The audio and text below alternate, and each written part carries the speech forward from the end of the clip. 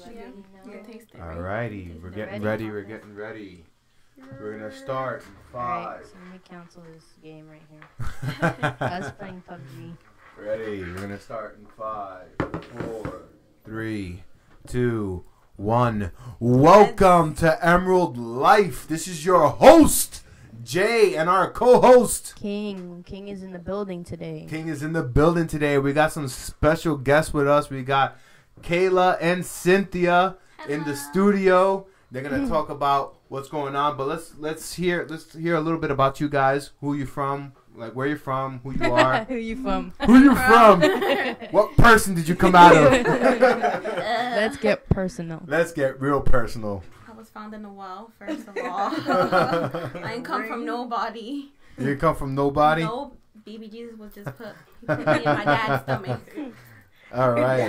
My dad's stomach. You said her dad's stomach. Her dad's stomach. Oh, My dad. So with this podcast, basically what we do is we smoke, we get together, we get to learn a little bit about you guys and your story. From what you guys told me prior on to this podcast, you guys have definitely a strong message, and you guys want to start a YouTube channel in reference to this subject that you have. But before we get on that, I think we were touching on a pretty interesting and very cool topic, which is about rapper Soulja Boy. Is that it? Yeah, we were discussing the Breakfast Club interview that Soulja Boy had. And basically how you guys were saying that he's like almost the godfather of this new generation of hip-hop artists. Yes, so he was basically saying like the Migos and Lil Baby and other rappers like that are now really high up. He kind of nurtured them and showed them the light. So he was in the background doing all that, and a lot of people don't know that. He gave them the tools they needed in order to make it big. I see. Well, that's amazing. And you know what? A lot of what happens in the rap game is better left unsaid. Like, most people don't really know what goes on, which makes it really difficult for young artists like ourselves to know the pathway, because a lot of these big rappers start out doing unsavory things. They start out whatever they can do to get their money so that they could buy the mic, so that they can buy the session, buy the studio time. Sometimes they're in these bad neighborhoods or bad influences where people, they think that the only pathway is through crime first, and then you find the light later on, which we got to try to stop that and try to get the mentality that, listen, you got talent before the crime. You don't need to do that in order. He touched on that as well. He touched on the fact that how his story and 69, his story is very similar. And the only difference is that he did it the smart way. And 69 got caught, which unfortunately really sucks, because he made all this money. He made it to where he is just to be thrown in jail. Which is this terrible. Month he has a trial. Supposedly might get out on bail for $1 million. Yeah, I don't think that. I mean, I don't know, but I don't think that's gonna happen. Because they were studying him for years. There was just way too much evidence for him That's to kind of true. get out of it. And actually, we're gonna have an artist that may have something to say about it. Frosty. If you're watching this, Frosty. Right. Frosty Preem, right? Frosty Preem. He's a up and coming rapper. He knows 69.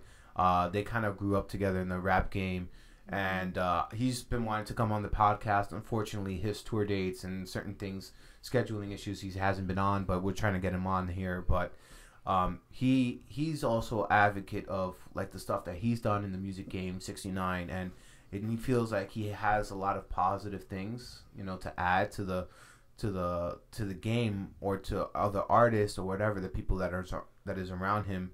But unfortunately, certain things don't always go to light when the people that you're surrounded by are associated with negative things. And that's what happened with 69. Granted, he was involved in a lot of like negative, things and whatever, but allegedly. I wasn't there. I have no clue. This is based on what media is saying. Allegedly, he was involved in certain things, And you know, the reason he's arrested now is like based on his rap sheet is like a no-brainer why he's being arrested. Yeah. But there's a bigger picture to the story that most people don't see, and you know, just hearing stuff like that, I felt like it was great to bring it up. You know, now just to segue a little bit into you guys, so what is it that you want to start your channel about, and what message do you think that you guys have that you feel like it's good to share with the world? Like, what was the thing? I remember us speaking a little bit about it beforehand, but I want you to, like, you know, talk to the listeners and let them know, like, a little bit about your message and what you wanted to talk about today. Do you want to go or do you want me to go? Go ahead. No. Whichever one. I mean, we follow a lot of YouTubers. I mean, we have, not a lot, but we have a YouTuber that we follow a lot, Bree and Reagan. Married couple, young, almost the same age as us. Okay. You know, and then they started building a family, whereas us, we're a bit different. Got into a relationship. She does have a son. So we just want to start off with that. You know, we've seen a lot of YouTubers build a family, whereas, you know, we already have one. Right. And stuff. So we just want to show how fun it is, how much love you can give to your stepchild, or, you know. Not just that, just show that people that it's okay for you to be in a relationship with a woman even though you're in a relationship with a man. I feel like because people just don't understand it either. Like, as far as her perspective, when she's like, oh, this is my stepson, people are like, what? That's your stepson? And then with me too, like, oh, you're dating a girl? Like, what? Like, then how do you have a son? Yeah. Like, what do you mean how do you have a son? We're in the 21st century. We get that a lot, and I feel like we shouldn't, because we are in the 21st century. Exactly. But, like, last year we experienced it a lot at work. Yeah. A lot of friends or people we knew had something to say. So and it's just people's negativity towards our relationship in general. Honestly.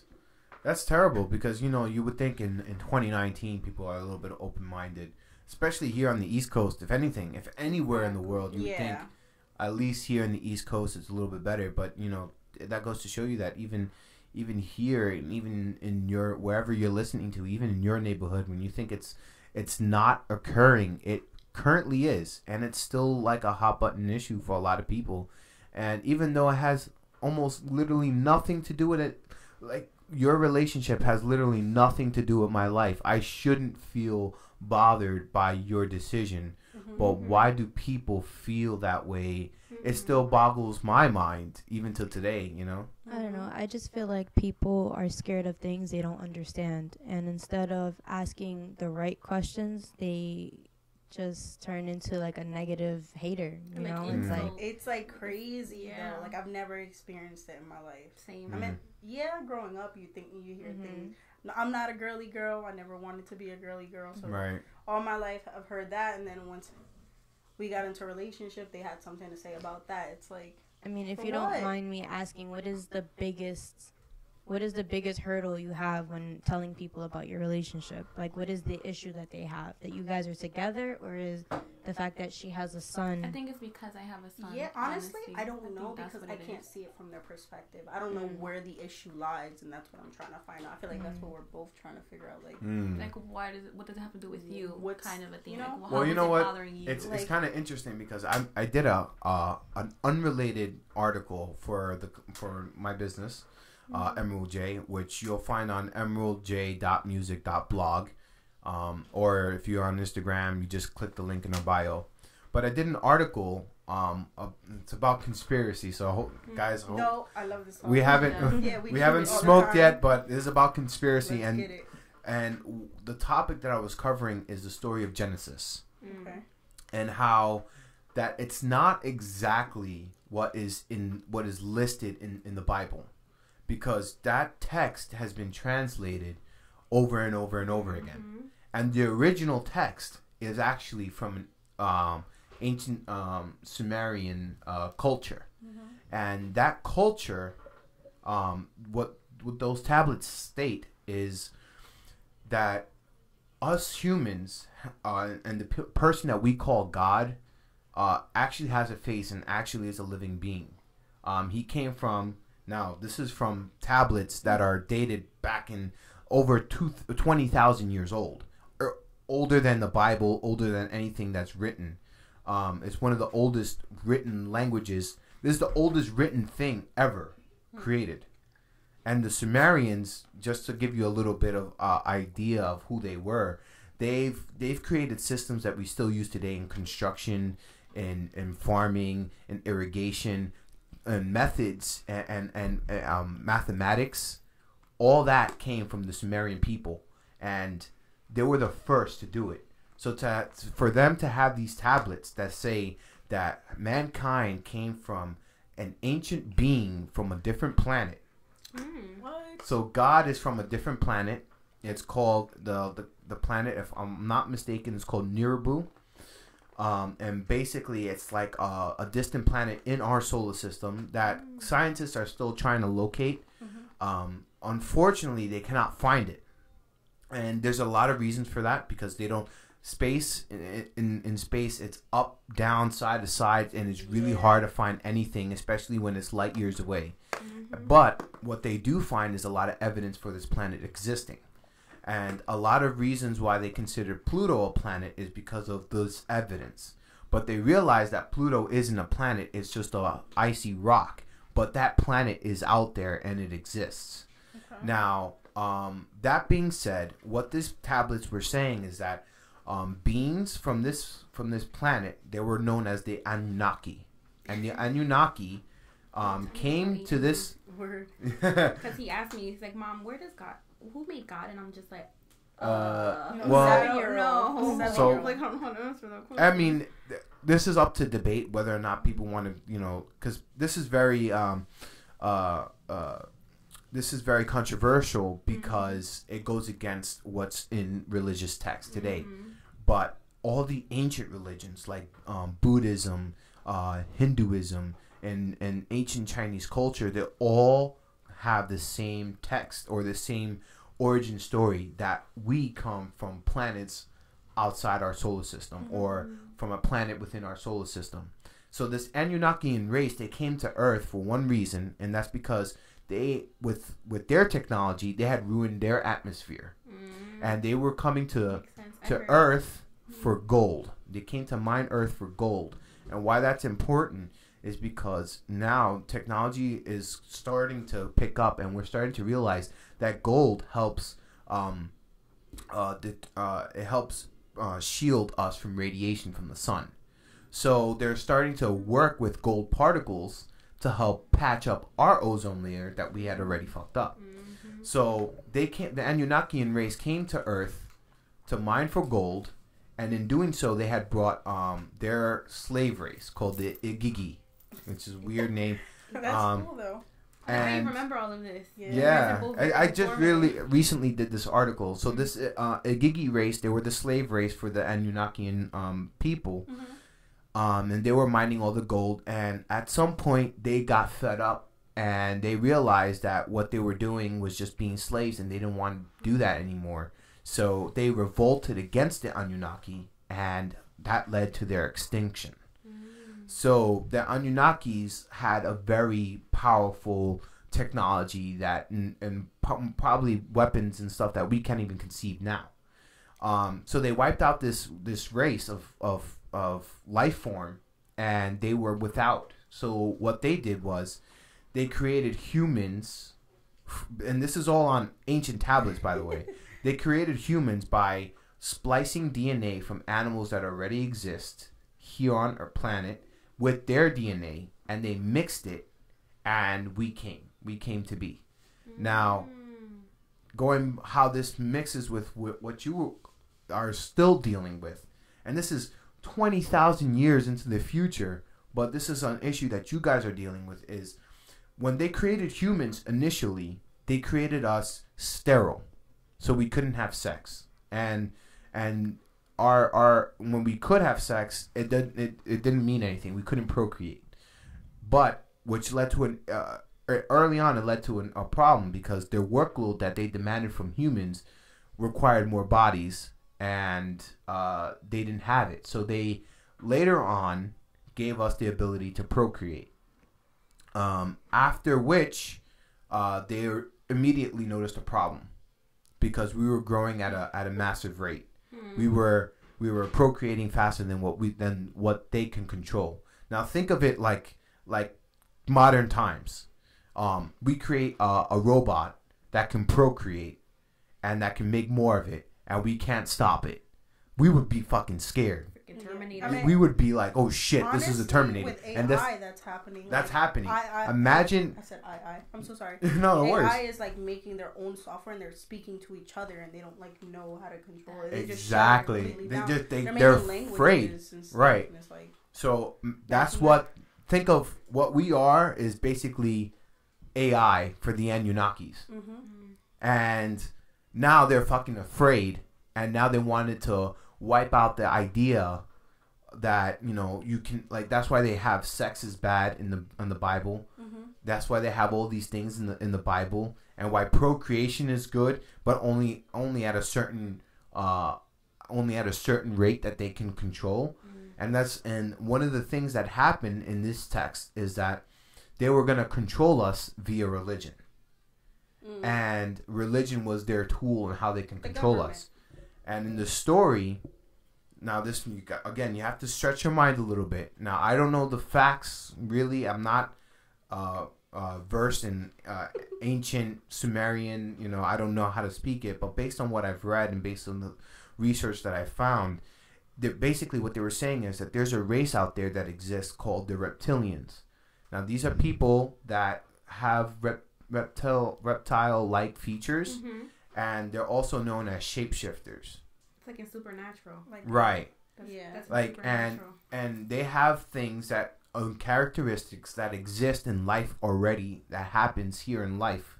You know, octopuses can change their appearance based on their environment and stuff like that. So imagine an octopus with which is already intelligent with the ability that humans have.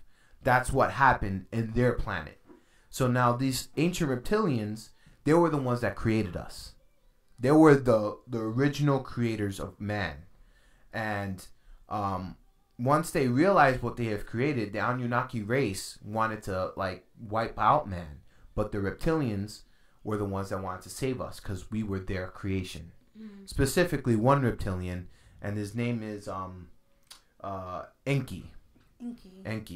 And his brother, his name is Enlil. And Enlil is the guy that everyone today worships as God. Everyone in the Christian religion believes this as God, is Enlil.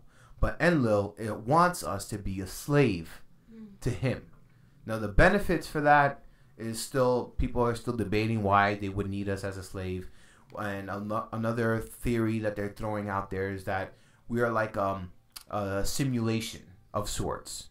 We're kind of like, what they're created here on Earth is they want to see where it goes, and they see how the potential, they see that we have characteristics and emotions that they do not have, and therefore they're trying to make a better race of living beings by putting us in this like harsh environment where we're constantly building and fighting amongst each other. And once we come out with our own conclusions, and once we realize that we're fighting, the fighting that we have amongst each other, once we put that aside, we can create some amazing things. So like that's part of a simulation, and humanity is still learning from it. Yeah, definitely. So going back to why you guys are struggling is that, you know, based on how learning that origin story, you know, you can clearly see why over the course of thousands of years, you know, people would start to say, no, you can't be, you know, lesbian, you can't be gay, you can't be certain things because, you know, our rulers don't want us to be this way, and they have their own agenda, which we don't necessarily know of. So it makes sense why people would have that kind of harbor such hate. But at this point in time, with the internet and with constant communication, we can sort of use a platform just like this, like a podcast, to show people that, look, this still happens, one. And two, the only way that we're going to stop this, and the only way we're going to grow as a whole, is if we learn from one another, communicate to one another, and understand everyone's perspective.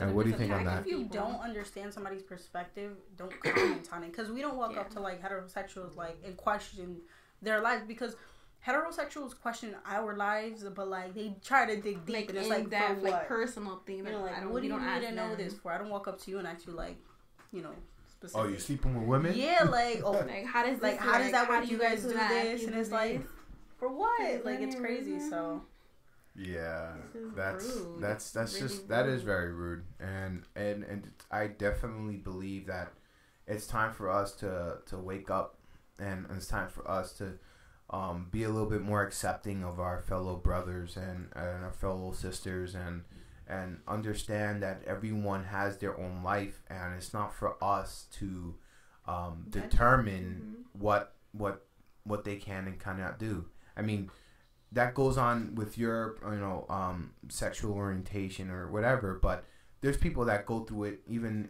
without being that or extra added bonus of being gay. Like some people just want to be an entrepreneur, and because that has a stigma, oh, that's a problem, or just the fact that we smoke. Yeah, I just feel like this world today is overly sensitive. I feel like everything has to be politically correct, and it's just I had an argument the other day with one of my coworkers. Actually, he's close to my age, and he was saying the most ignorant things. Not to get too sensitive on this topic, but the topic was rape and how women asked for it. Sensitive topic, no matter how you try to. Yeah. So he brought that up because I posted something on my social media. There was an artist. Her Instagram, I believe, is Art by Bree, and she said, "I wish people would be as disgusted with rape as they are with periods. If it was the same, I think people would see it differently." So he saw that and he was upset by it. Why? And he basically said, women ask for it. Women put themselves in that situation. Women shouldn't dress a certain way. Women shouldn't. So, like, again, this is a 21-year-old talking like this. And it really bothers me that still to this day we have growing men, because he's still growing. I don't consider him a man yet, especially after what he had to say.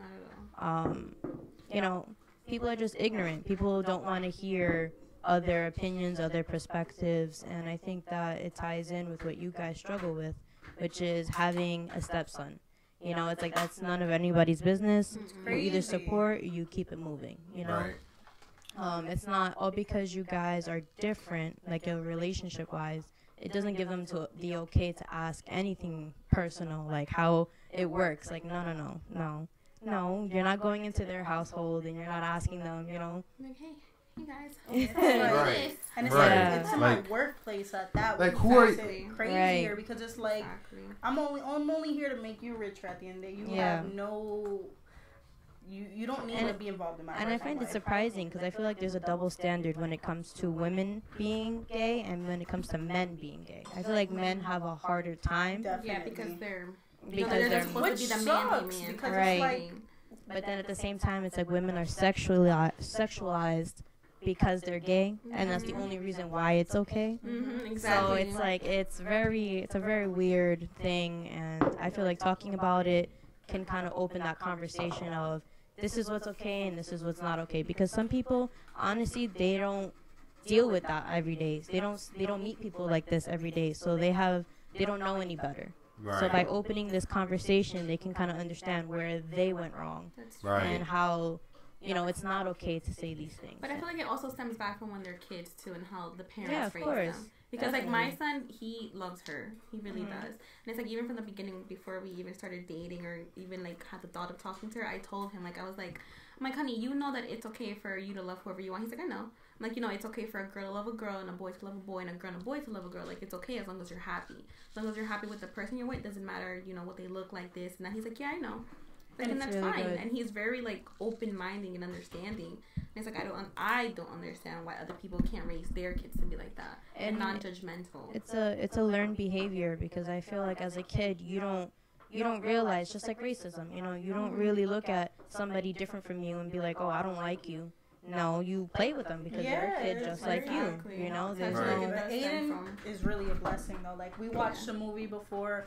I don't remember what it was. I know I had to it was something related to a gay couple when I think the kid got jumped or something. He's like, wait, why did he get jumped? And then he was like, oh, because, you know, he's gay. And his reaction wasn't anything other than, and this is a 7-year-old boy. I think he was 6 at the time when he said it. He was just like, and it's like, and we actually don't enforce it on him. He sees a lot of love between her and I. He sees a lot of love between his godmother sister, right? Yeah, bro. And her partner, and then, you know, some of our family. So it's, I hope to whoever's watching, I do want to influence people to come out, you know, a little bit more often and not be so afraid and stuff. Yeah, exactly. For those who are dating somebody with a child, not to be afraid to show it off to the world. There's nothing wrong with it at all. It's so much fun. And we have, like, you know, we have family that are also, you know, gay, and we have people, friends. It's in our community. So for us, it feels a little unnatural for people to feel like a little weird because they're in our social. Exactly. Right. What about their sexual orientation changes that person? And that's the question that I want an answer to. Right. And that's the thing that we gotta try to, like, at least explain, because there's something that I'm noticing going around now, and it has to do with sexual harassment in the workplace. And there's something that... It's funny that you bring that up. I'm going to add on to that. Yeah. So, like, there's something that I'm noticing, particularly in my day job. We get a lot of these, like, tests, you know, so that people is always, like, understanding what sexual harassment is, and they can understand what it is more, so that way they know better how to, you know, act against it. And one of the things that they said is that it doesn't matter whether or not you feel like you're being like harassing. It's more of whoever the victim feels like, that's what they feel, and there's nothing you can really say or do about it. You know, if I'm looking at you and I'm not looking at you, I'm just like, you know, thinking of my own shit and I'm just lost in my mind. But you feel like I'm leering at you, that's sexual harassment, because you felt oppressed against. And I feel like we need to just break that apart, because that's a little ambiguous, and people might think, you know, oh, I'm not necessarily pro or anti-gay, I am not gay, and I'm just super not gay. Yeah, I just and people want... It's like, what's the intimidation for? I feel like people, you know, because, let's say for you guys, for your case, you know, you like females. That doesn't mean every single female that comes your way, you want them. But it's funny because I tell her all the time, like, personally, I do not respect people. Like, if you're a gay man and you hit on, like, a man in general without really knowing, I don't respect it, because that's why I feel like people are so afraid of us, because people do that. Whereas me, I tell her all the time, like, I don't know who is, so I wouldn't flirt until, you know, they give like, that back to me. You know what I mean? Hate on her. Because she was like, she didn't know if I was gay, you know, or not. out of respect. And it's like, I would want people who aren't gay to know that not every time we see a female, we're like, you know, like a dog about it. Like, I have respect. But that's what people think, though. That's the problem. You know why? Like I'll give you a little explanation as to why people think that way. And I think they mostly think that because of guys. Yeah. Because guys are like that. God. And I also think that and even like, as a guy and knowing that there's gay guys, right? If you're a guy, now granted, I kind of class myself in a little bit different, just because I was raised by mostly women. You know, my aunt, my mom, and I had 2 sisters. My father, you know, he's a hard worker. He was always working. I was never really around him growing up, to a point where, like, my fucking cousins that practically they call me their brother, didn't even know I had a father. That's how, you know, that's how, like, hardworking he was. That's how, like, you know, focused on his business he was. So I was mostly raised by women. So to me, like, I got all they raised me with that sort of perspective. So I don't see a lot of men are going to be angry. I'm not. Yeah. Well, whatever it is, but I'm not super macho. I mean, I am what I am. I feel like that why do you have ties into it, and I feel like, because I have a lot of gay friends. So like, I was just at a gay bar yesterday. No, I was at a bar called Sweet. Where? In New York City. In New York City, Midtown, by the West End Lounge. I was just over there with my friend. But anyway, going back, you know, I feel like guys, they have an ego, they have that pride.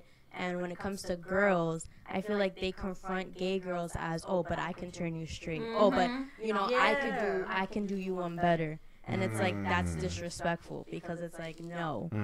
You know, I don't like you even as a person. So I feel like when...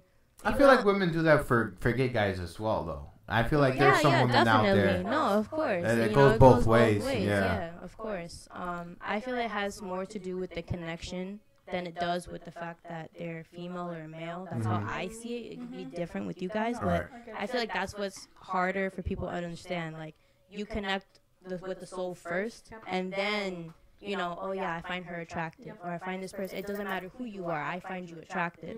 And I feel like that's what people don't understand. And I think guys are real intimidated as well because nowadays a lot of women are, you know, they're like, their ego is like, well, as a guy, it doesn't really bother me as much. I mean, like I said, I have gay and lesbian people in my circle. Like, they're my good friends. They're people I can rely on. They're just, I don't even see them as, I don't even see them sexual orientation first. I just see them as my friend. You know, whatever. You're like, yeah, exactly. So, but as a guy, I've experienced both. As a guy being raised by women mostly, I can see both sides of the fence. And one of the things I've noticed, like, guys are try to be very macho because they're very unsure of themselves. Yes, I agree. And they're unsure of themselves and they're unsure of the next person. Now let me ask you, from a female to you know a guy, what are guys unsure of? Well, first off, it's, as a guy, you're raised with the mentality of you gotta provide, you gotta be a certain kind of men don't cry, you don't have feelings, you don't have emotions. You gotta be the rock for everybody, and you can't really show. You gotta be almost like some people are gonna hate me for this, but like Irishmen, Irish people, like, they don't give a fuck. Like, if their kid died, they're like, all right, just bury him, whatever. Yeah. Like, that's how much they bottle their emotions, and that's how they expect most men to be. Like, you know, whatever, just bottle your emotion. And what happens when you bottle your emotion, especially as a young, you get angry, but not only that, like, it fucks with your mentality a little bit because, you know, you're forced into thinking you're one way. So that's it. Like, that's it. That's all you're going to be. And then when you start saying, like, ooh, that guy looks kind of handsome, right? And then you start saying to yourself, am I gay for thinking that? Is that a bad thing? What? Like, you start going a little like, what if my friend finds out that I'm thinking like that? Yeah. And then that's where you get, like, if you ever see a group of guys, I guarantee you something, this phrase gets said a lot. No homo. Yeah. No homo. No homo. Oh, you're cool, bro. You're looking fresh. No homo. No homo. And or like they say, pause. It's like, what is the big deal? Right. Just compliment your friend and keep it moving. Right. A lot of, like, straight men hang out with gay men like it's nothing either. Like, I feel like if you want to be who you are, and that's another issue. It's the best century to do it because I feel like everybody's so open-minded. Well, we're in a very interesting time. Yeah. But also keep in mind that being gay goes back. Way back into like thousands of ever since Jesus was around. Ever since man existed, being gay was always something. I mean, freaking, they had Caligula, which is an old Roman emperor. He was gay and he was a emperor, and he had big gay and straight orgies. People fucking everybody. Was it? Yeah, exactly. One of Jesus' disciples. I think so. Yeah. I believe that. I would believe that. All of his disciples had something that Christian people complain about now. Yeah. Sinners, thieves. I mean, there's a lot of There's a lot of holes in the story that people don't want to acknowledge. Like, people don't exactly. Right, and that's why I believe I'm leaning towards that. Whatever was said on those Sumerian tablets might be true, because if another race of people that created us. Think of us like robots. I mean, it's kind of hard to think that way, but think of us like robots. If we're fucking creating robots that are walking and talking and doing whatever the fuck they want, Meanwhile, we designed them for one purpose and one purpose only, is to do our work. We're going to be fucking shook. This is going to be like, oh shit, Terminator. Oh, fuck. And they're procreating. They're making fucking more of them. I'm sure they're going to create an army to fight us. So it's like that kind of mentality is what they're facing. But they have to come to a realization that they created a very smart being of animals that is self-reliant, self-sufficient, and we should now be able to take the reign and say, you know what? Fuck everything that we've learned before. Let's redo it, because apparently it doesn't work. Religion doesn't work because people kill for religion. People do mean things for religion. ISIS, all that other stuff. Yeah, it's serious, but at the end of the day, I condone you both for wanting to start a YouTube channel and starting that conversation, and just normalizing the idea of two women being together, and having a kid and it being okay. I really do, want to speak to other people so they're not as afraid, because coming out shouldn't be coming out, really. I've always said that. It's normal to do it, and unfortunately we got little kids killing themselves every day, and people afraid. Men, I want to really, really touch base with men as well, because I feel like men are exactly, because like I'm raising a boy.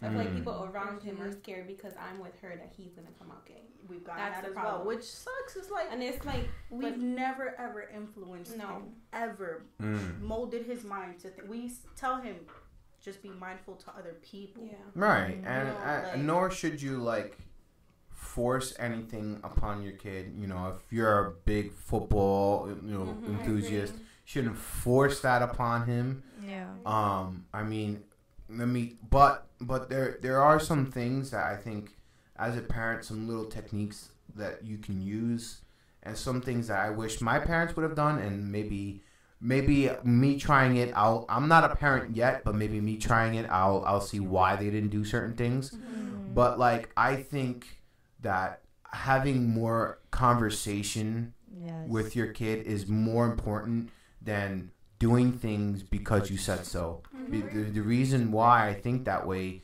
is because doing things because I said so gives you no explanation. Exactly. Therefore, you're just following shit blindly. And when people wonder why has Bill Cosby been a rapist for this amount of years and not caught, is because people say don't touch that subject, and that's it, and that's what they're raised with, that's what they're known for, and that it just should get swept under the rug, and people just stop, They try to keep the blind eye to it. Basically. Exactly. So if we raise our kids with a little bit of think for yourself kind of mentality, that, and with also the mentality that to be open-minded to everybody's perspective. And right now we're seeing that people are starting to be more open-minded, but now I'm also noticing that people are going way the other way with it, and actually are being just as bad as the other guys, as the people that they're fighting with ridiculous statements, or ridiculous things right now there were these group of guys that started creating it's fake articles was what it was. They were creating fake articles and posting them up on or submitting them to published and accredited sources and magazines, and the purpose for that is that when you're a college professor, you don't get tenure, you don't get notarized, you don't get notability, you don't get any of that unless you have a paper or something published in somewhere, one of these scientific journals, any journal, doesn't matter. So they start putting out bullshit and just see what sticks. So one of the articles that they wrote was that they noticed that dogs owned by gay men they were less likely to hump legs. That's what the article was, right? They're less likely to hump legs. And they were saying that they examined all these gay couples that had dogs and falsified data and put all kinds. and said that was true, and it got published, and they got a big prize for it. None of it was true. None of it is not whether or not it was true. They just didn't do the actual research. They set out the article to state the purpose of writing the article was to state that dogs owned by gay couples would not hump the leg. That was the whole point. So they had to whatever it is that they found was all geared towards that agenda. Instead of saying, what happens with dogs owned by gay couples? Is there any difference? And make any this is what we noticed from gay couples as opposed to straight couples. It wasn't even like that. They started off with that mindset and geared all their data, even though most of their data was fake, but they geared all their data to present it in that way.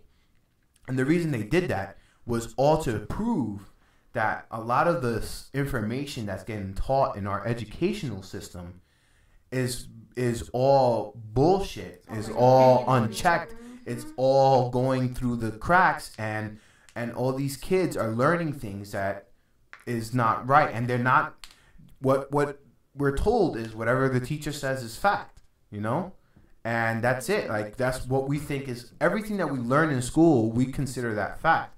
And as I'm growing up older and I'm understanding through the internet, I'm realizing everything that they taught us, everything.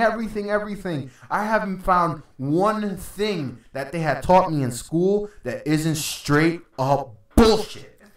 Facts. That isn't straight up bullshit. Yeah, they were talking about how the textbooks haven't been updated in over 30, 40 years. Not even that. They're not even willing to teach subjects that are taught in other countries even. There's subjects that are taught in other countries that don't get taught here in America.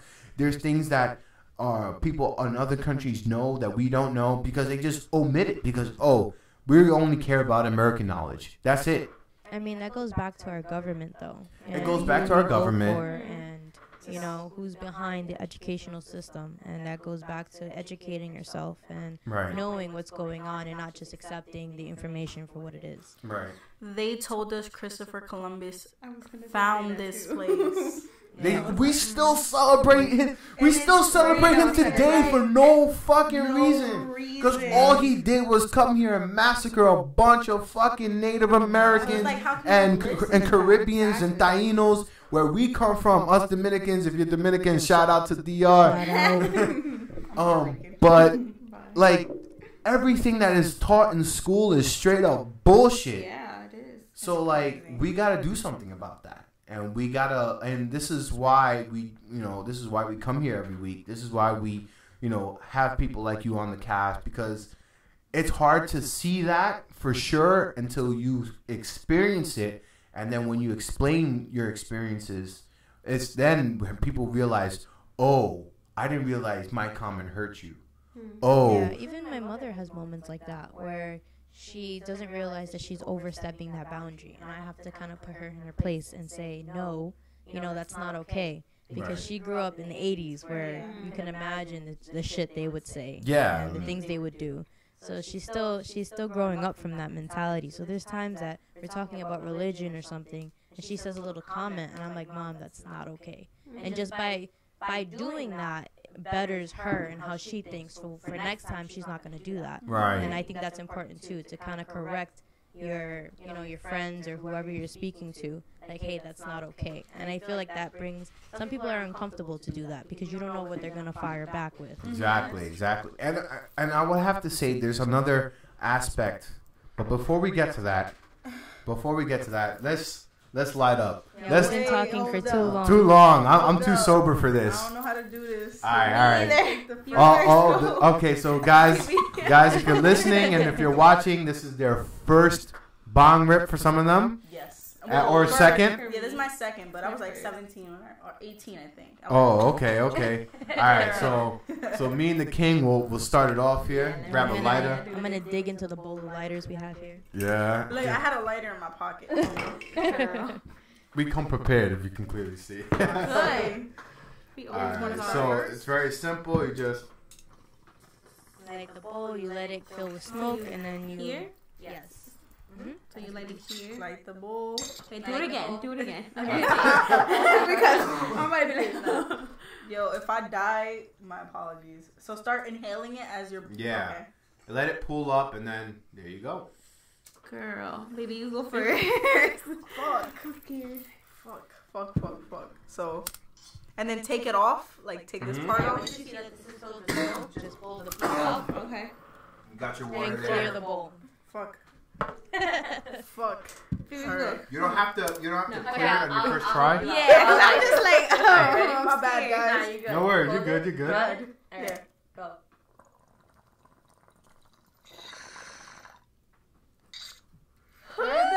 Hey, not bad. We got it. It was light, light. All right, Sin, you got it. You got it. All right, Kayla, go for it. Don't let it fill up too much with smoke, I guess. Damn, I burned myself. Sorry. Inhale. My Pull thing hard. hurt.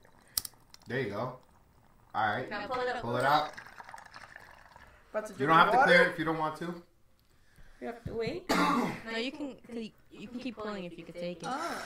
There we go. There you go. Oh, this is smooth. Yeah. My brother did it and he like. Do we I empty was this like, or no? ooh. Or just keep burning it? Just keep doing it. Here, go ahead. Go for it. Go. My bad. Sorry, guys. Welcome Sorry, to guys. the Emrld Life podcast. Don't apologize. No apologies needed. Shoot. This is like maybe too high for me. Maybe I'm too little. Ready? Ready? Let's clear this shit. Go, guys. Go. I'm gonna record this. Can I record this? Hold on. Okay, do it one more time. We'll throw you guys. All right, let me pull up. Ooh, I like these. Happy dance, Happy dance. We've been waiting for this. We've So been how waiting all long- day. Do we usually go about talking? Can we talk as long as we like? As long as the As conversation long goes. as you want. Because we could talk. We talk like Go we for could it. talk Bro, about anything. anything. We're waiting for a 2 to 3 hour cast, so if you're down to do that, I'm ready for it.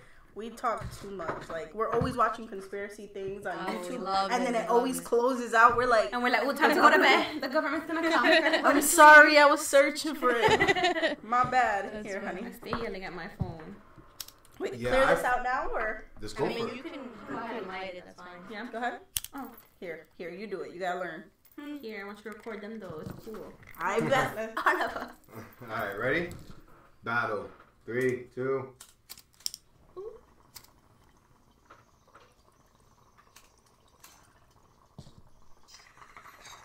That was such a pleasant noise. You just heard all the bongs.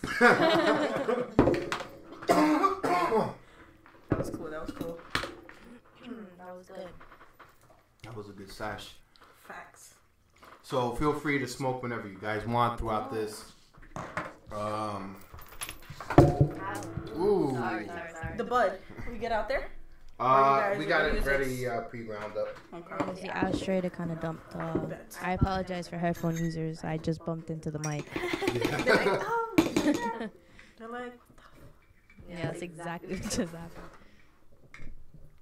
So how long have you guys been doing this for now? This is gonna be our episode, our 11th episode. So that means we've been doing it for. I'm sorry, our 12th episode. That means we've been doing this for 12 weeks.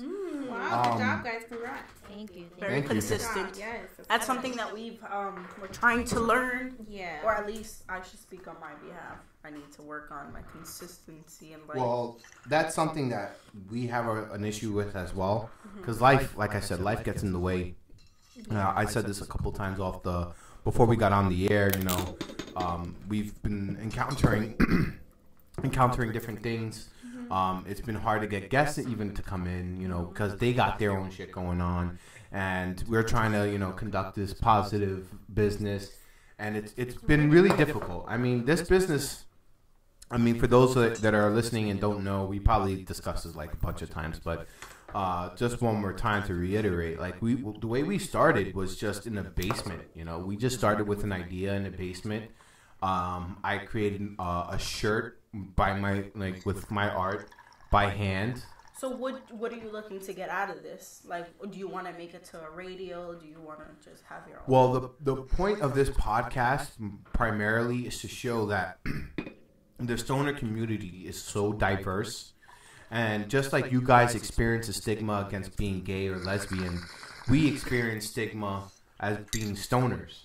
And the fact that you guys are both, you guys definitely experience both. Sure. So it's something that we want to show that, you know, stoners are not just one person or another. You know, we're artists, we're creative people, we're gay, we're straight, we're lesbian, transgender, wherever. We are come in all shapes, all sizes, in big politics and in small politics, in business, in every square inch of this earth. We all exist. Exactly. So no matter what you look like, what religion you are, what race, sexuality, exactly, and everybody's something still the same. Exactly. That's why I want everybody to know. That's why I tell my son all the time. Right, and there's something that I feel specifically that the stoner community has. I'm not a member of the LGBTQ. I don't know how many letters. I don't know when the Q came about though. I don't know. What is that for? Queer. But what's a different between a queer? I believe. I mean, you guys gotta fact check me because I'm not 100% sure myself. But I believe queer is another way to say gay. Like because queer is like for men too. Mm-hmm. Like queer for the straight guy, the show. Like instead of saying gay, you say I'm queer. But I also think that they added like a couple more letters for it to include transgender. Yeah. And there was another one. I thought that was for. There's another one. I forgot what it's called. But there's another sexual orientation where you can kind of flip back. Oh, binary, non-binary. Oh my gosh. Yeah, you can kind of flip back and forth between identifying as a woman or identifying as a man. No, non-binary means you don't identify at all with men or women. You are now they, their. So like I had an experience with that at work, and it was kind of very weird. Just the situation, how it was brought up, because, you know, I was speaking to this person and I was saying, oh yeah, she did this, and she was like, no, I'm not a she, I'm they. And I was like, yeah. So it's like, I'm so sorry for laughing, but like, no, honestly, right. I mean, a lot of people might not agree with me, but I just feel as if that's fucking it's a weird. It's just a little unnecessary. You know what? It's weird. It's unnecessary. It's like okay, You know what? I'm very open minded and whatever, but there's a certain boundary, because you have to understand where you fit in life, and by creating another bucket instead of realizing that you're. And I feel like I get where it's coming from. I get where it's coming from, because they want to detach from that sexualization of, oh, you're a man, you're a woman, you have boobs, you have a dick. Like, they want to separate themselves from that and just be a person. Like, I understand that part. Get but that. at the same time, yeah. But we do that with everything in the animal they don't kingdom. Want to be sexualized? Yeah. So it's like, I understand that, but you're making me speak improper English by saying they when you're like, when I learned that you are a she, that's your pronoun. Right. So it's making me speak improper, which makes it difficult. So my brain kind of just breaks. So at work, my brain broke, and I was like, wait, how do I word this now? Like, how do I talk to you? Yeah, like I don't wanna upset you, but at the same time, I've never dealt with the situation like this. So it was very strange. I mean, I don't want to sound like closed-minded or nothing like that. I just feel like there's to a certain extent, you know, like I know everyone is having their own experience here in life as a whole, and everyone has to deal with their own test, and that's what life is basically. Life is a test. For what your test is, God knows what, you know, but life is a test. So, but at the end of the day, you have to come to terms with the fact that there's things that you're born with and you may not like it. Like, for example, there's people that are skinny or that want to be a little bit more like meatier, or there's people that are fatter that would like to be skinnier, and no matter how much they work nobody's ever content with themselves. Precisely. They want something that they can't have. Exactly. You want straight hair, you want curly hair. But once you realize you are who you are, once you realize that you can't identify as a skinny person when you're a bigger person, you shouldn't strive to be something that you're not. And I feel like addressing yourself as they or them or whatever like that, I think you're just trying to just leave it ambiguous, trying to leave it like, oh, I don't have to choose or I don't have to do anything. And you have to realize that, that's part of being on life itself, is to realize, you have to make certain decisions, you have to make certain things, but also you have to how do I explain it?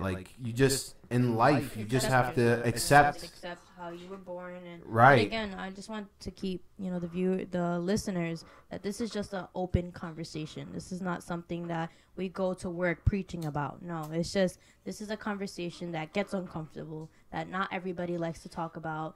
And we're just opening that door just for other people to start these conversations as well. Right, exactly. And they are though. I'm sure they're conversing about it, not openly. You would think so, but you know what? A lot of families and a lot of places, they don't want to. Just like politics. How many people can? I feel like people are open about politics nowadays. Like people are actually. I guess people are trying though. They're really trying. They're trying to talk about it because they're fed up. They got to the point where they're fed up of how the system is, Yeah. But overall, I feel like people don't really discuss it as much as they should. It's a problem when you have Trump for president, who's controversial in itself. Everybody wants to say something about it. So but they don't. I guess that's rude. I don't know. But a lot of people have something to say about Trump. And most of the people voiced that. But when it was Obama, there was still a lot of issues going on. Mm-hmm. But they didn't really voice any concerns. They just let him, run it. And I think the point of politics is that we got to be a little bit more active. I mean, just shows just voting, for example, is something that we just got to participate a little bit. And not to stay focused on politics, but I think that people think more of each other because you think more highly of yourself. So I'm going to say to myself, I talk politics. I would assume that you guys would too, but it doesn't really happen all that often because people have their own stigmas. People have their own thing. It's like me going to work and talking and saying that I'm a stoner. That's something that I can't really do. Yeah. But it is. I'm fucking super active in the community. I fucking throw a podcast. I voice that I'm a stoner, but I don't go to work saying I'm a stoner. Yeah. But if I did, I would realize, oh shit, he's a stoner. Mm-hmm. And we can be conversing about different things and having a different work day than the work day that I currently have, where it's just like everybody's fucking angry at each other and they don't want to be there. Said angry. Angry. Everybody's angry with each other. Everybody's angry at each other. But I feel like if we were to converse and doesn't matter who you're with, we're able to be a little bit more open to one another. It's just human to human, and that's what I was gonna say earlier. Why I started this podcast to begin with, because I felt like the stoner community is unlike any community, and I feel like that just because you smoke, you're accepted. Just because you smoke, you're accepted, and I have more evidence of proof of that. Because there's times where I smell someone else that's smoking, I can smell it, and I'm like, oh, that's fresh, and they'll be like, yo, you want to hit? And I'll be like, oh, word? Or I'll just have a friend right there, just out of nowhere, just because of the fact that he smokes, or because I smoke. People are like, "Oh, you're that guy that smokes. I like chilling with you, or whatever." And even us, because we smoke, we're in this room together. I mean, I would say that that's the reason, because it puts us all in the same vibe, and I definitely like that about our community. And I feel like people talk about them and drinking if we can, all the time, so what's the big deal? And if we can broaden that to everybody, you know, you're a human, you're another person, another live person. I should be able to think of you as my friend like anyone else, but we don't. More people, especially in the tri-state area, hate each other and hate other people. I hear it more often, especially people that work in like retail. Oh, I hate people. I hate people. Exactly. I fucking hate people. But you see, people can be... I feel people feel too entitled, too opinionated, and feel like they are better than the next person. And I experienced that working in the financial district. I'm not going to say who or where I work, but I work in the financial district where I have to use my customer service skills. And it's like every day I sell cookies. So it's like every day there's an issue of almost calling the cops because this person wasn't happy over a cookie. What? Yeah. What? Yeah. Like somebody threatened me to hop the counter because her cookie was supposedly burned, and they wanted a free one, and that they're not gonna sit here and cry over a cookie. And I told them, you are crying over a cookie. Exactly. She was like, but I get paid $35 an hour, and I'm like exactly. That's more than enough to buy another cookie. Too bad, so sad. Like, right. It's just a cookie. It's over, like, the stupidest things. I feel like it's human nature to want to fight, but it's like, come on, over a cookie. Like, yeah. I get it. Yo, imagine that. You just but you know what? People think that works. People think that works because, you know what? I'm a very big advocate on the fact that if you were to if that person were to approach the situation like, oh, I'm sorry, my cookie was a little burnt. Is it possible that I can get a free one? Of course. Yeah. Then you would be like, oh, I'm so sorry. You got a burnt one? I'm always super polite. Right, but if you go at it like, oh, my fucking cookie was burnt. You're like, bitch, eat your fucking cookie and shut the fuck up. You should hear how she walked in. She walked in and she said, I'm here for my 2 free cookies. Oh, fuck out of here. It's like, excuse me? Nah. Yeah. And I got this, like, me and my boss been joking around. This is an every Friday thing. Every Friday so far, there was also a need. There was almost a need to call the cops on somebody due to feeling like our lives are threatened over a minimum wage job. Wow. Yeah. You gotta square up with me. I get that. I used to work for a supermarket in Brooklyn, a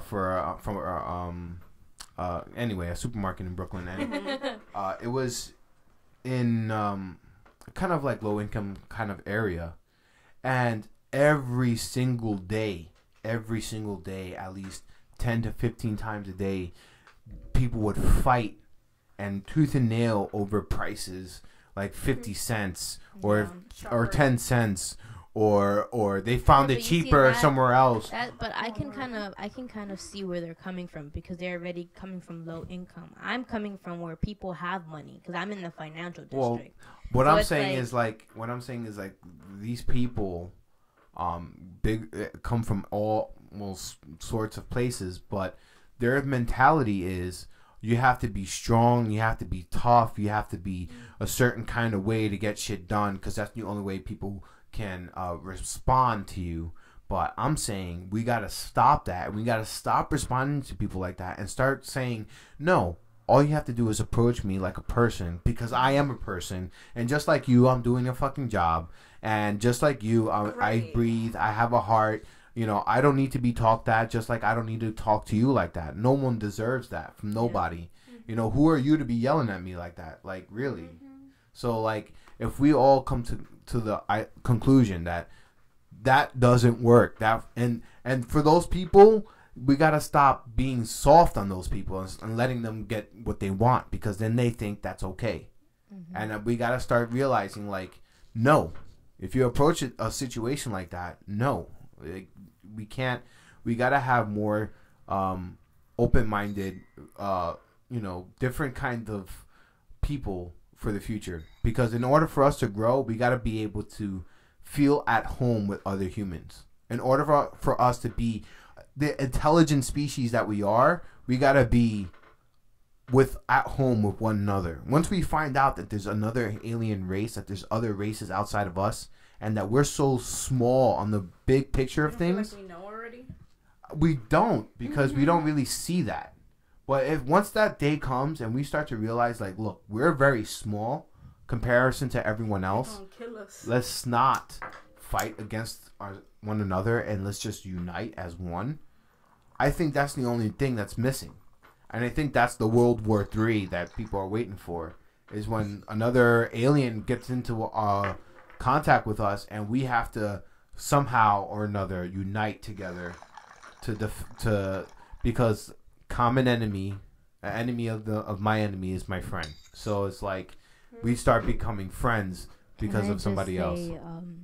I was listening to you, but something that has really been on my mind is the fact that I'm starving. This butt is kicking in. And I'm starving. You're starving? The munchies. Oh, man. Oh, don't worry. Our producer got some great food prepared for us. That's going to go down very well. Are you serious? Yeah. So after the podcast, we're gonna chow down. She's just out there. Dang, I didn't even know. I would have brought something. But no worries. Can you tell me the best food to eat while you're high? The best food to Doritos. Doritos? No. Really? That's what you said. I'm referencing an older Doritos. podcast. Yeah, I know. What's the best thing to eat while you're high? Wings. I love Ooh, wings. chicken wings. That's You guys I don't know. I've Super never Bowl. been. Pepper I've never wings? been a wing eater. Have you guys gone to Sharky's before in Clifton? Sharkies. No. Yeah, you should go. Their What? wings are popping. Their hot Get barbecue high. is delicious. Their lemon pepper Go in is the back, delicious. some Their wings. barbecue. All of it is good. That Where's sounds the good. ashtray? Because I think I got I've it. been right like here. looking That's for it. That's my fault right here. You're good. You Wow, ready? we talked about a lot of interesting stuff here. I like that. We touched on some good topics. Yo. I like having people to converse with. Yeah, we're trying new things this year. Yeah. We want to. I feel like I want to. I think you want to too. Step out of our Comfort zone? Yes. Okay. Yeah. I was just telling our producer I want to get back to snowboarding again. What? Yeah. Am I annoying you? Because I've been telling her like all the time. And like she's a little nervous about it. Aww. But I'm telling her like it's an experience unlike anything else. Mm-hmm. And what makes it technical difficulties. Hold on one second. Yikes. What happened? Scooby Dooby Doo. I think ice cream is pretty bomb to eat when you're high. Yeah. That's what we always do. You guys eat a lot of ice cream. Ice I don't, Yeah. honestly. I don't remember the last time I had ice cream. When I'm high, or when we're high, we get like the Napolitan. Neapolitan, yeah. Friendliest one. That one. With like some sprinkles, whipped cream, cherries, and that shit That sounds amazing. hits the spot. No, usually what I get high is loaded fries. So I would go to this certain spot that would put fries with ranch, cheese, bacon, and breaded chicken cutlet. And they cut it up and they put it up and it's, oh man, high. That shit is so good. Here you go, honey. It's that so sounds good. good. That sounds all really the flavors. Oh my god, and the bacon and all. So my boss is really interested about like the cannabis community. He's never smoked ever in his life, and I'm hoping to get him on the cast and have him smoke here for the first time. That'll be fun. But he's always, because he's a very intelligent man, and I'll give him that. He's very, very intelligent. I mean, not to shit on anyone that I've met in life, but I've always felt like wherever I go, I know most, and like I know more than a lot of people around me, and it's not really like I don't mind that, but it's more of like I want to find more people like me so that I can improve, so that way I can be a little bit more. But if I'm the most smartest person, it starts to be like, oh, people are looking to me, and I just want to improve myself a little bit more. So finding this guy, who's 1,000 times smarter than me, I'm fucking nothing compared to this guy. I like the way. Cut it out. Yeah, because you're very intelligent. Well, thank you, but Self-credit. this guy is very, very, very smart, and basically he's always thinking about what it's like to be high, and I always get into like really, really deep conversations with him because I'll tell him like stuff that happens when you're high, and he's like, I'm like that sober. I could imagine what it must be like high, and I'm just like you. Everything is personal, so it's hard for me to explain my high experience for you. But like for food, we went down a little rabbit hole, and I was like trying to figure out like why food tastes so much better when you're high. And what the conclusion I came to was the fact that I feel like on a daily basis, we're not really focused in on what we're eating. And one of the things our producer said when she ate an edible was she felt like time ran really slowly. Like 5 minutes felt like 20 minutes. Oh my God. What do you think? I can't. I did it. When was it? Like 2 years ago? I had a half of a Rice Krispie. It was me, my best friend, and some girl. My best friend had the whole thing. Okay. I was driving. It was fine. I'm like, okay, nothing has hit me. No, it's 45 minutes, an hour, hour and a half. I was like, nothing. 2 hours later, I was like, I can't drive. He's like, what? Yeah. I'm like, I can't drive. And then we switched, and he started driving. While we were driving, I'm like, wait a minute, where are we going? Who is this? I'm like, oh my God, am I going to be kidnapped? Oh, Jade has gone to the Mars. Jade has gone to Mars a couple times. Yeah. It's bad. Like, my best friend said, because he was so high, that he, like, there was a fish tank there. He's like, he could feel the water moving. I was like, what? He's like, I felt it. He's like, I had to lay down. He's like, I had to lay down. He's like, and then he went home, and then he went to the bodega to go to grab a snack or whatever. And then he said, like, he felt like somebody was following. Oh, my God. So he said he just ran home. That's insane. Yo. I mean, I've gotten really... You're watching. Really, yeah, I've gotten some really, really high My bad. off of edibles, but like I've had some really interesting experiences. Like I even lost my eyesight for a little bit. What? I believe it. I feel like I believe it. That's happened to me definitely. Like one time, all right, I was. I don't know if I said the story before, but I was really kind of novice at smoking. I was like 18 or whatever, and I got offered, I bought a bunch of edibles for me and my friends, which none of them wanted to eat the edibles. So I was left with like 3 good edibles and a lot of weed for me on 420. And like, we only smoked a little bit of the weed. So I was like, I would have passed out. Just like, that's all right. So I only had a little bit of, I had all this weed and they only smoked a little bit with me. So I had all this to myself. Now I already smoked and I'm high and I got this delicious Rice Krispie and Reese's peanut butter cups and all these other stuff. So I'm like, this is good. So I ate all 3 of them. And are you crazy? I ate all 3 of them whole. God. And I smoked the L after that and I knocked the fuck out. I woke up. I had to go to work. 2 days later. No. I woke up the next day. I woke up the next day. I had to go to work. And I'm on the train. And as I'm on the train, I'm noticing, like, I'm seeing myself in the reflection of the train. And then I don't see anything. And I'm like, oh, shit, they turned off the lights or something? And I was like, wait, what? And I'm, like, listening around, and no one's panicking. So I'm like, okay, something's off. And I'm listening, and I'm, like, bugging out. And I'm just hearing someone say, are you okay, sir? And I'm like, oh, shit, it's noticeable. After, like, 5 minutes or so, I was, like, blinking a lot. I was like, what the fuck? And I was even mapping, like, I've gone to work a million times. I can do this blind. I'm going to get to work, and I'm going to fake it till I make it, you know, kind of thing. You're going to end up somewhere you don't belong. Oh, my God. So, like 5 minutes later, my eyesight came back, and I was perfectly fine after that. But that was a fucking scary experience. But don't do that much edibles. Are you okay, sir? Huh? You talking to me? Yeah, I was like, don't do that much edibles. Edibles require lots of caution. Yes. Stay at home. Do not drive. Do not go anywhere. Like, be somewhere comfortable. Around people you're comfortable with also. Where you can just chill all day. I was like tripping. Yeah. I was like floating. But they're fun. They're fun as fuck. I love edibles. I love edibles too. No. And edibles is a high that you cannot achieve anywhere else. Like, nope. No. Yeah, there's no way. Not even the pen can do that. Yeah, I hate the pen. Don't even. Girl, I almost lost a lung. I was like, ew. Yeah. My brother's so like, harsh, are you okay? Yes, I'm like, get me water, get me the inhaler. I mean, like, oh my God! And then I drove home really slow. I was like, where are we going? I was like, oh my, I need to get home. I was like, I need to get home. That's insane. It's bad. I'd rather smoke blunts. I love blunts. Blunts, joints. That's all we do. What's your favorite preference way to smoke? I'm actually now that I get more like bongs and stuff like that, I'm kind of leaning towards the glassware. But when I don't have a glass piece, I'm usually smoking a joint. Okay. Only on rare occasions do I. When King comes, he smokes a blunt. Only when King comes, I smoke a blunt. But you don't like blunts? You don't like roll up?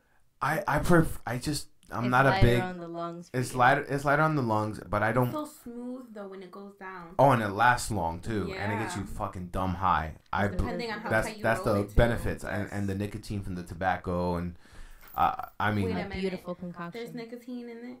Yeah. Yeah. In the paper. Yeah. Yes. Yeah. So which is why I lean away from it a little bit.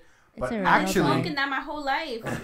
Like I mean, no, I was 16. We did start smoking. I mean, it's not as bad as the cigarette. It's because it's a cigar, so it's less processed. Okay. Actually, but it's still, not 100%. I have this. Now this is a non-tobacco version of a blunt. Yeah, we smoked it yesterday. It was pretty good. It tasted just like a blunt. Really?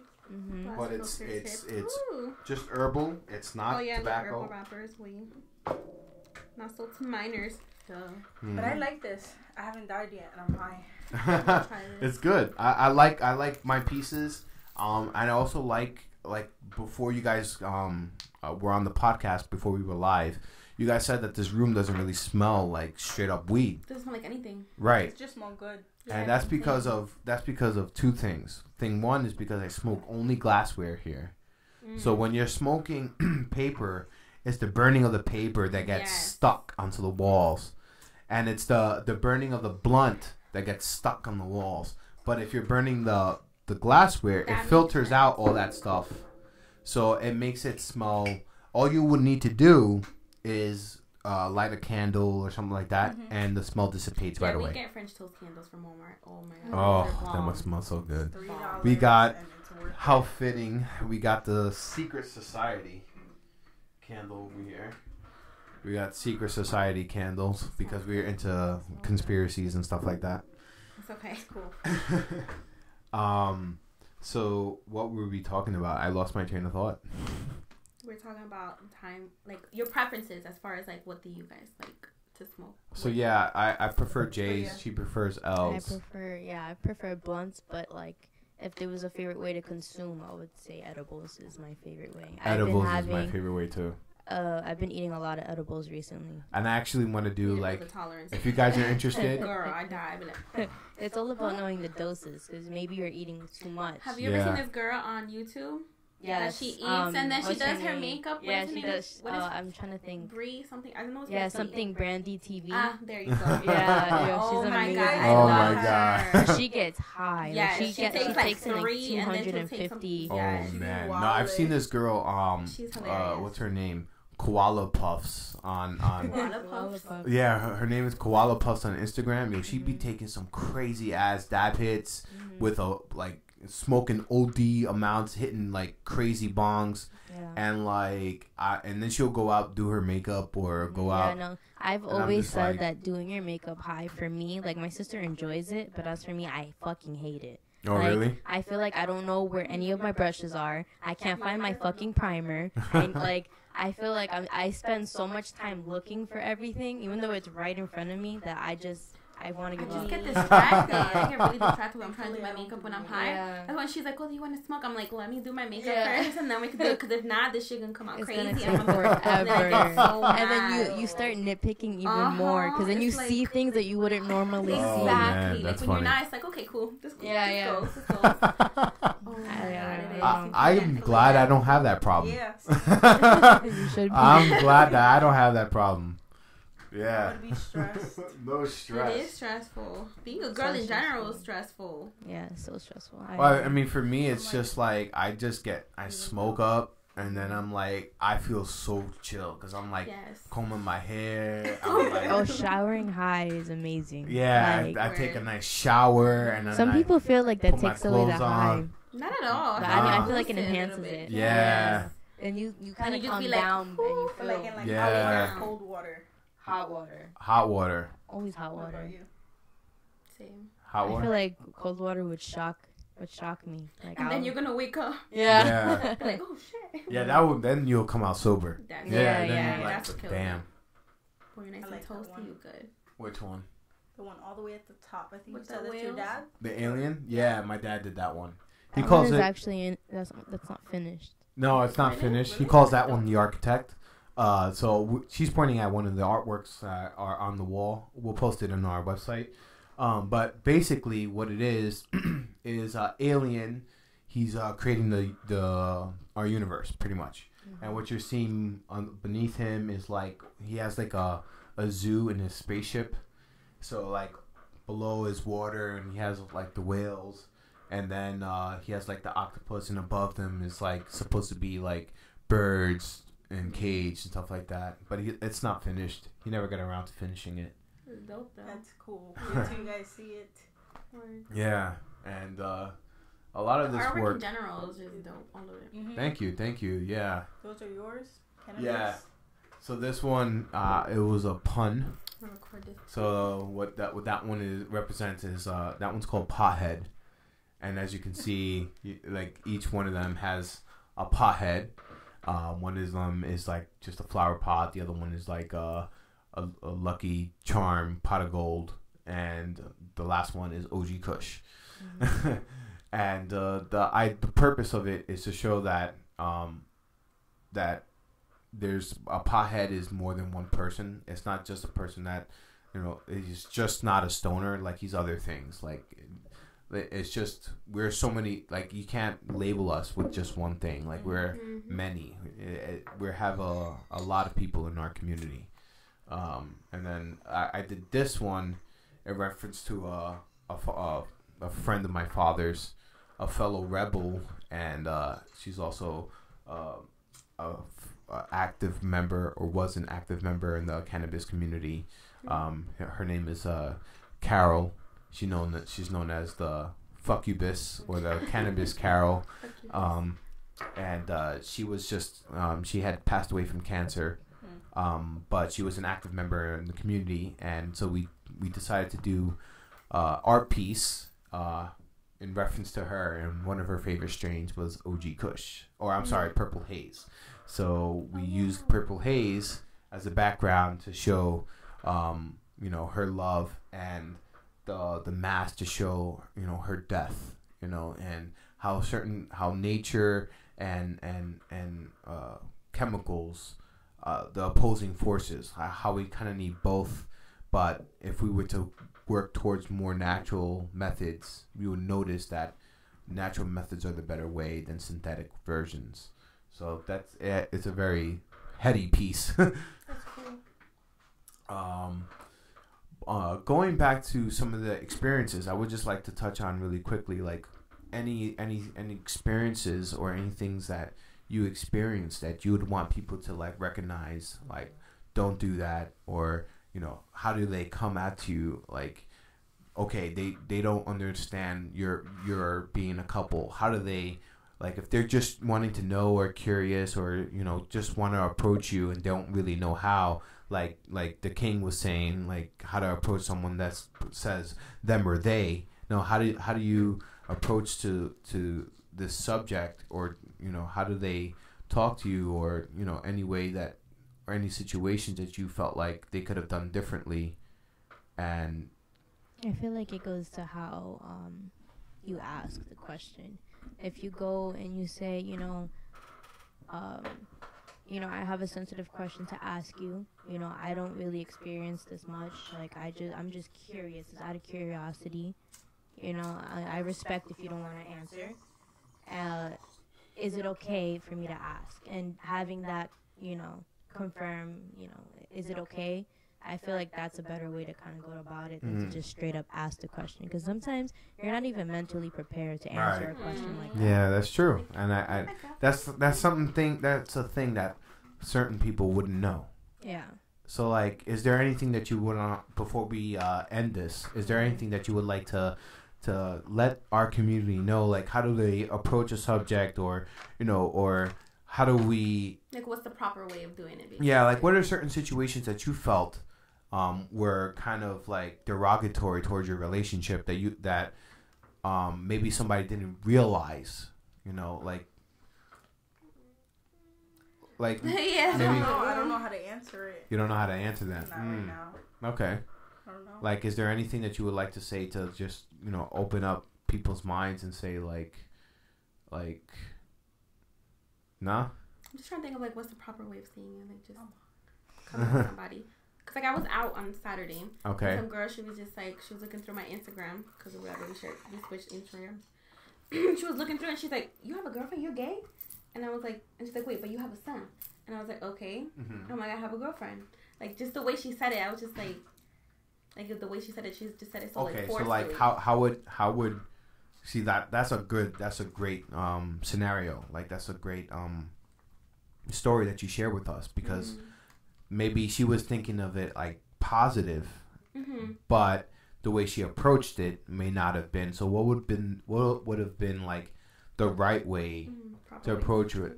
Like that way, if people are just curious or people just want to accept you in the community, they're not thrown off by the way they approach you. Because I feel like a lot of it's also misunderstanding too. Because they feel like, I mean, there's certain, I'm not going to like trying to bash a community of people, but there are certain gay people that take it to the extreme. And like if they're going to be like, you know what, I'm going to be almost like, standoffish. Like, oh no, oh this, and like almost create a barrier, against like people that think of, you know what I'm trying to get at? No, I understand what you're saying. I just, it's subjective. You can't. There's no right or wrong way to go about a situation. I would say just go off vibes. If you feel like the person would be open to talk about it, and you can trust that they won't get offended, then you can go ahead and ask it. I feel like it has to do with when and where is the perfect time. I mean, instead of just like jumping into it, like get to know the person a little bit more. With anything else, like, yeah. I mean, we also let a week go by. I always ask like, do you have a partner? Yeah. Like there's better way to ask these questions, and especially where we have the internet now, there's no need to just jump and be disrespectful and ask questions and feel the need you need an answer. Right. You can Google it, honestly. Yes. You can Google anything. We're not your You can go on YouTube. Like again, I got that even without being gay. Like people are asking me like, "Oh, how do you start a business? How do you do this?" Blah, blah, blah. And I'm like, "I'll give you the best fucking resource." I learned this from Gary V.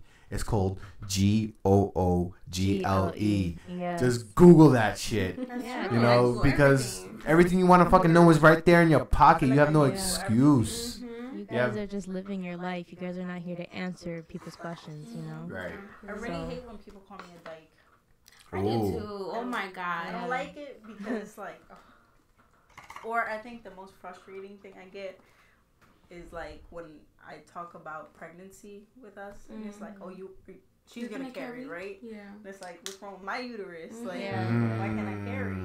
I want kids just as bad. You know what I mean? So I feel like that's like sensitive for me because I'm just like, not a guy. I'm just a girl that likes a girl. Like, oh, you see that? Those are things that I didn't even think would have occurred. Like, I would have never, like, in a million years like would have we thought walked that. out of a place one time and a guy was like, "Oh yeah," he's like, "Are you a dyke or something?" I was like, "What?" She got so offended. I was like, "Excuse me?" What? Yeah, I got so upset, and he tried to laugh and stuff. I think in that kind of situation, that just guys, I'm gonna let you in on a little secret.